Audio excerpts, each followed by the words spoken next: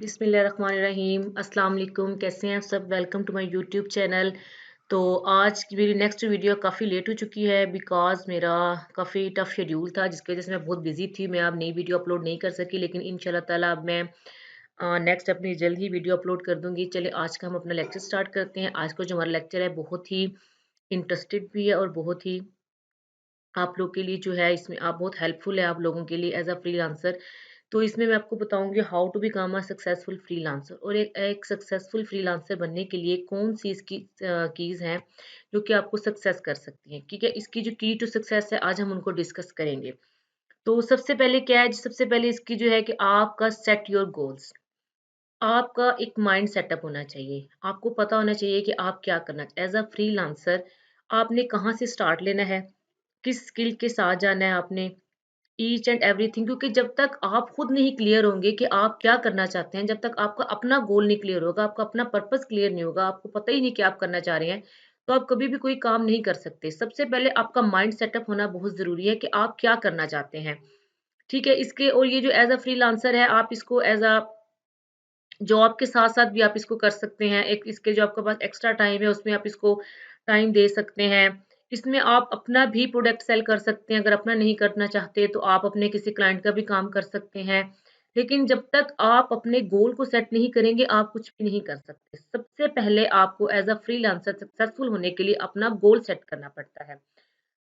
इसके बाद हम चलते हैं नेक्स्ट पे, जी फॉर्म अ टीम। डेफिनेटली जब आप अकेले वर्क करते हैं तो आपको उस काम को बहुत ज़्यादा टाइम देना पड़ता है।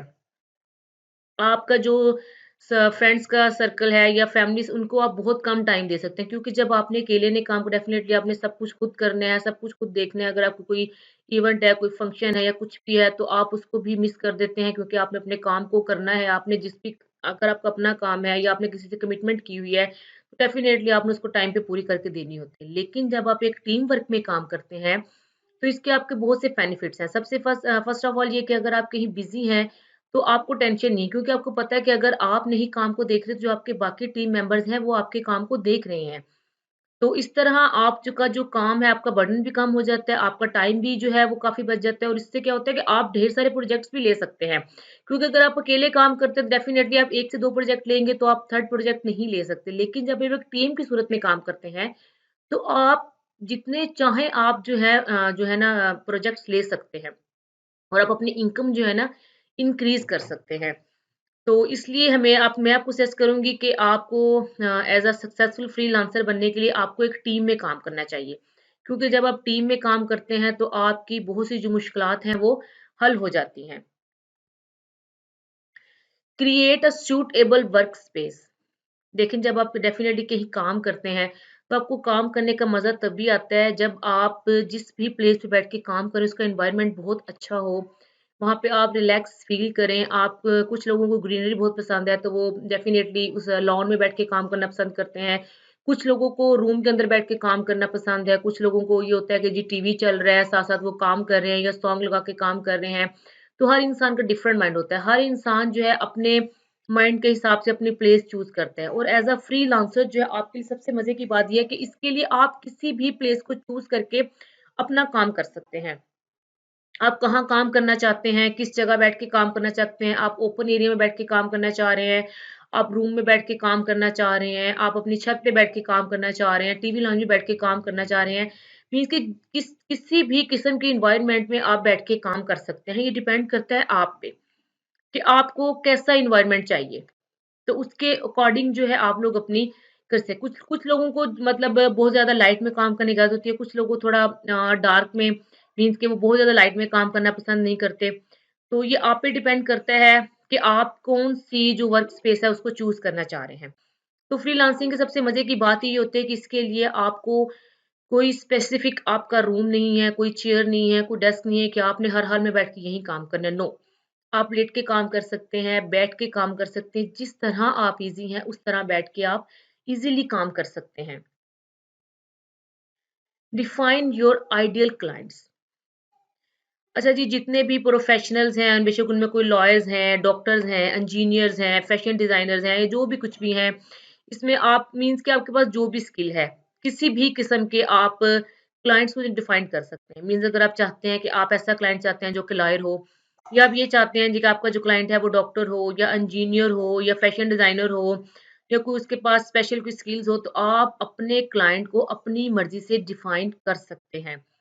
ठीक है, इसके लिए कोई ये नहीं है कि आप आज जैसे आप जॉब करते हैं तो उसमें आपका जो बॉस है, चाहे वो जो भी, आपने उसके अकॉर्डिंग काम करना होता है, लेकिन यहाँ पे आप अपने क्लाइंट जो है खुद फाइंड आउट करते हैं।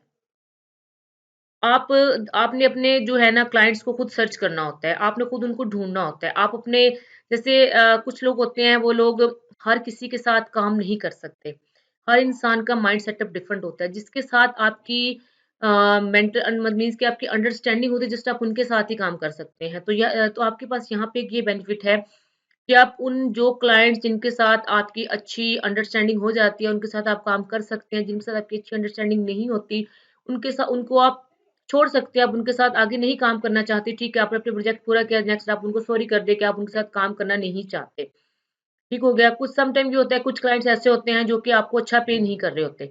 तो आपके पास यहाँ चॉइस है, आप उनको छोड़ दें, आप उनको अवॉइड कर दें। आप उनका, अगर आपको लगता है कि वो आपको पेमेंट जो है टाइम पे नहीं दे रहे, आपका काम अच्छे तरीके से नहीं कर रहे, आपको पेमेंट करने में वो टाइम लगा रहे हैं, तो आप उनको ड्रॉप कर दें, आप अपना कोई और क्लाइंट सर्च कर लें। यहाँ पे आपकी अपनी मर्ज़ी है कि आप किस किस्म के क्लाइंट के साथ काम करना चाह रहे हैं।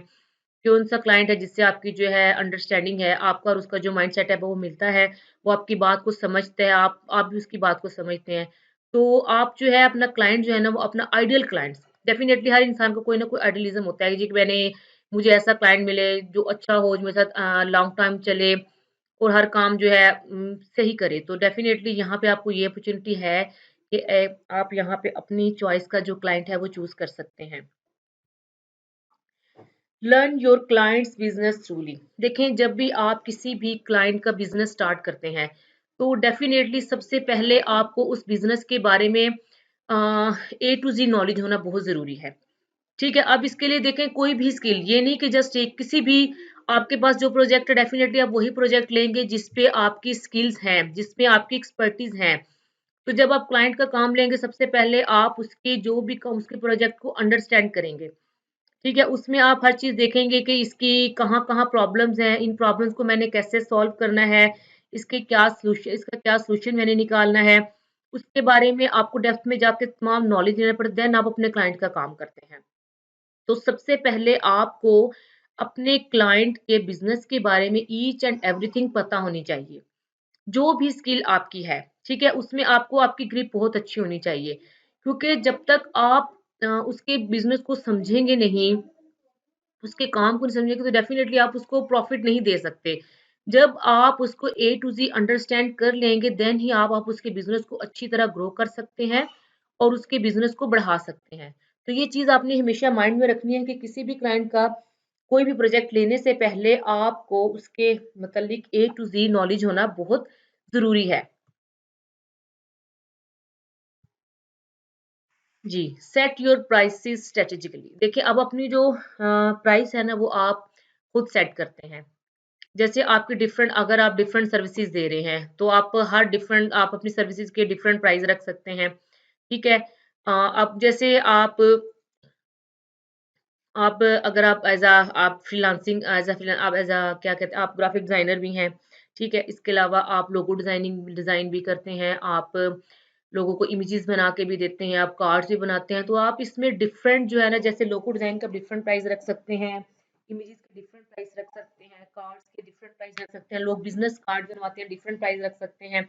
आप अपनी प्राइस में अप्स एंड डाउन्स भी कर सकते हैं। क्योंकि जब आप क्लाइंट के साथ काम करते हैं, तो वहाँ पे आपने क्लाइंट को बताना होता है कि आपकी ये प्राइस है। उसमें क्या होता है कि अगर क्लाइंट आपको पे कर देता है, वैल्यू अगर नहीं करता, तो क्योंकि एज़ अ न्यूबी आप उसमें थोड़ा-सा कम भी कर सकते हैं, और मैं आपको सजेस्ट करूँगी कि जब एज़ अ न्यूबी आप कोई भी काम करते हैं, तो आप अपनी प्राइस हमेशा थोड़ी-सी डाउन रखें, बाकियों की निस्बत। और जब आप अपना, क्योंकि आपने सबसे पहले एक्सपीरियंस लेना होता है, वर्क का जब आप काम कर लेते हैं, आपके पास एक्सपीरियंस हो जाता है, तो फिर आप अपने एक्सपीरियंस को शो करते हैं, ठीक है? आपकी स्किल्स जो है वो पॉलिश हो जाती है। देन आप क्या कर जब आपको लगता है कि आपकी स्किन बहुत अच्छी पॉलिश होगी, आपको रिव्यूज़ मिल जाते हैं, आपकी रेटिंग बढ़ जाती है, तो आप अपने प्राइस इंक्रीज़ भी कर सकते हैं। तो एज़ अ फ्रीलांसर आप अपने प्राइसेज़ जो हैं वो खुद सेट करते हैं, ठीक है? आप उसको हाई भी कर सकते हैं, लो भी जब आप चाहें आप उसको हाई कर सकते हैं, जब आप चाहें आप उसको लो कर सकते हैं, जहाँ पे भी आपकी सेटिंग हो सकती है आप उसको कर सकते हैं। ये कोई इतना मुश्किल काम नहीं है।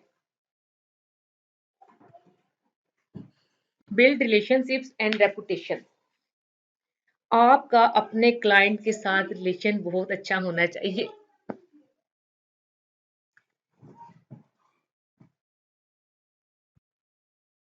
Build relationship and reputation. आप किसी भी क्लाइंट के साथ काम करते हैं तो आपको उसका बिहेवियर जो है बहुत ही फ्रेंडली होना चाहिए, क्योंकि वो जस्ट आपका जो है ना वो आपका क्लाइंट नहीं है, वो आपका एक बिजनेस पार्टनर है। वो आपके बिजनेस को ग्रो कर सकता है, वो आपको मजीद क्लाइंट्स दे सकता है। अगर आप का रिलेशन अपने क्लाइंट के साथ अच्छा होगा तो डेफिनेटली उसकी नज़र में आपकी रेपुटेशन भी अच्छी होगी, क्योंकि सबको पता है कि first impression is last impression. अगर आप उसका एटीट्यूड दिखाएंगे, उससे बदतमीजी करेंगे, आपका बिहेवियर उससे रूड होगा, तो वो कभी भी आपके साथ काम नहीं करेगा और ना ही वो किसी और को सजेस्ट करेगा कि वो आपसे काम करे। वो आपको बैड रिव्यूज भी दे सकता है, आपके बैड रेटिंग भी छोड़ सकता है, इससे आपकी रेपुटेशन खराब हो सकती है, आपको नेक्स्ट क्लाइंट लेने में बड़ा इश्यू बन सकता है। क्योंकि अगर वो आपके लिए बैड रिव्यूज छोड़ देगा तो कोई भी क्लाइंट उसको पढ़ेगा तो डेफिनेटली वो आपके साथ काम नहीं करेगा। तो आपने अपने क्लाइंट्स के साथ एक अच्छा रिलेशनशिप जो है वो बिल्ड करना है, क्योंकि आप उसे जितना अच्छा रिलेशन बिल्ड करेंगे उतनी ही उसकी आपकी जो रेपुटेशन है वो अच्छी होगी। वो डेफिनेटली जब आप उसका काम अच्छे तरीके से करेंगे, आप उसके साथ डीलिंग अच्छी करेंगे, आप उसके साथ टॉकिंग बहुत अच्छी होगी, आप उसके साथ फ्रेंडली एज अ फ्रेंड के फ्रेंडली उसके साथ काम करेंगे, तो वो अपने बाकी फ्रेंड्स को या अपने फैमिली मेंबर्स को रेफर करेगा कि वो जो है वो आपको खुद क्लाइंट्स देगा। वो उनको कहेगा कि अगर आपने काम करना है तो आप इससे करवाएँ, कि इसका बिहेवियर बहुत अच्छा है, इसका काम करने का तरीका बहुत अच्छा है, ये क्लाइंट से बहुत अच्छी डीलिंग करता है, आपकी रेपुटेशन अच्छी हो जाएगी। तो आपको हमेशा जो है अपने क्लाइंट के साथ आपका रिलेशनशिप बहुत अच्छा होना चाहिए।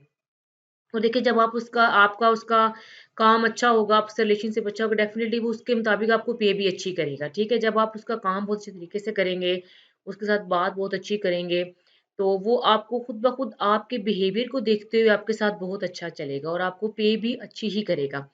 तो कभी भी आपने अपने क्लाइंट के साथ रूडली बिहेव नहीं करना, उसको अपने एटीट्यूड नहीं दिखाना।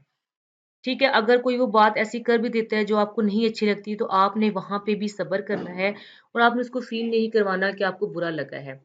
आप उसको अच्छे तरीके से डील करेंगे तो आपकी जो रेपो है वो अच्छी होगी। जी, नेवर स्टॉप ग्रोइंग। ठीक है, आपने कभी भी अपने आप को ग्रो करने में स्टॉप नहीं करना। आपने ये नहीं कहना जी मुझे सब कुछ आ गया है, नो।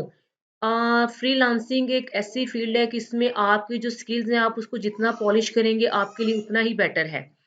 आप किसी भी एक स्किल को ये नहीं कह सकते मैंने इसको सीख लिया, वो सीख लिया, बस इस पे इनफ।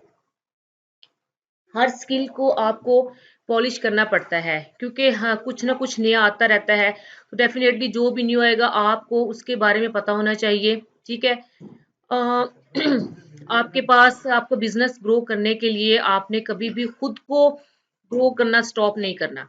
आप अपनी स्किल्स को मजीद पॉलिश करें, ठीक है, मजीद चीजें सीखें, मजीद न्यू चीजें लाएं, क्योंकि जितना आप अपने आप को पॉलिश करेंगे उतना ही जो आपका बिजनेस है वो ग्रो करेगा। ठीक है। अगर आप अपने आप को सक्सेसफुल फ्रीलांसर बनाना चाहते हैं तो आपने कभी भी ये नहीं सोचना कि मुझे सब कुछ आ गया और आप वहां पे स्किल्स को स्टॉप कर दें, नो। आपने अपनी स्किल्स को पॉलिश करते रहना है। अगर आप एक सक्सेसफुल फ्रीलांसर बनना चाहते हैं तो आपने हमेशा ये माइंड रखना है कि अभी भी आपने बहुत कुछ सीखना है। अगर आप ये कहेंगे कि मुझे सब कुछ आ गया है, तो फिर तो आपके लिए बहुत मुश्किल हो जाएगा। आपने हमेशा खुद को इस पोजीशन पे रखना है कि आपको मज़ीद सीखने की ज़रूरत है। क्योंकि जितनी नई चीज़ें आएँगी उनको अगर आप सीखेंगे नहीं, समझेंगे नहीं तो आपके लिए आगे बिज़नेस को ग्रो करना मुश्किल हो जाएगा। क्योंकि आजकल जैसे न्यू-न्यू टेक्नोलॉज़ीज़ आ रही हैं तो डेफ़िनेटली अगर आप पीछे ही बैक को ही करते रहेंगे तो डेफ़िनेटली कोई भी आपके साथ काम नहीं करेगा। हर इंसान न्यू चीज़ को प्रेफ़र करता है। Create a quality portfolio. देखिए जब आप फ्री एज अ फ्रीलांसर काम करते हैं तो आप किसी भी पोस्ट पे अपना कमेंट्स छोड़ देते हैं या आप उनको कहते हैं जी कि आपने एज अ फ्रीलांसर काम करना है, तो आप वो आपसे कुछ ना कुछ आपसे वो कहेंगे कि मुझे अपना पोर्टफोलियो दें। ठीक है। अगर आपका पोर्टफोलियो स्ट्रांग होगा, आपने बहुत अच्छा पोर्टफोलियो बनाया होगा, उसमें आप अपनी स्किल्स को लिखा होगा, आपका पोर्टफोलियो बहुत अट्रैक्टिव होगा। तो डेफिनेटली अगर आपका पोर्टफोलियो अट्रैक्टिव होगा, अच्छा होगा, तो आप उसको क्लाइंट को सेंड करेंगे, उसको अट्रैक्ट करेगा, तो वो आपसे कॉन्टैक्ट करेगा। ठीक है, अगर वो आपका पोर्टफोलियो स्ट्रांग नहीं होगा तो वो कभी भी आपसे कॉन्टैक्ट नहीं करेगा। मोस्टली क्लाइंट्स आपके पोर्टफोलियो को देखते हुए आपसे कॉन्टैक्ट करते हैं। अगर आपका पोर्टफोलियो थक्कड़ सा होगा तो वो आपसे आगे जो है मीटिंग नहीं रखेगा। जैसे you need to create a good high quality portfolio that will attract the kind of clients you want. It should clearly show what value you can offer the clients without you needing to stay away. आपने अपने portfolio में अपनी तमाम skills को लिखना है। आपने अपनी स्किल्स लिख के आपकी किस किस में जो एक्सपर्टीज है, किन किन स्किल्स में आपकी एक्सपर्टीज है, हर चीज आपने क्लियर लिखनी है ताकि आपका क्लाइंट आपके पोर्टफोलियो को पढ़कर देखकर देन आपसे कांटेक्ट करे कि जो वो सर्विसेज आपसे लेना चाह रहा है कि आप वो सर्विस उसको दे भी रहे हैं कि नहीं दे रहे। तो आपका पोर्टफोलियो बहुत ही अट्रैक्टिव होना चाहिए, क्योंकि कभी हम लोग क्लाइंट से मीटिंग करने से पहले सबसे पहले हमारा क्लाइंट हमसे हमारा पोर्टफोलियो मांगता है। अगर हमारा पोर्टफोलियो इसको ट्रैक नहीं करेगा तो डेफिनेटली हमसे नेक्स्ट मीटिंग नहीं अरेंज करेगा। वो हमारा पोर्टफोलियो देख के ही वहीं पे स्टॉप कर देगा। बट अगर उसको हमारा पोर्टफोलियो अट्रैक्टिव लगेगा उसमें, तो डेफिनेटली वो खुद ब खुद हमसे कॉन्टैक्ट कर लेगा। तो जब भी आप अपना पोर्टफोलियो क्रिएट करें तो आप अपना पोर्टफोलियो बहुत ही अच्छा क्रिएट करें जो कि अट्रैक्टिव हो। तो आज का मेरा लेक्चर यही तक था। थैंक यू सो मच मेरी वीडियो को देखने का।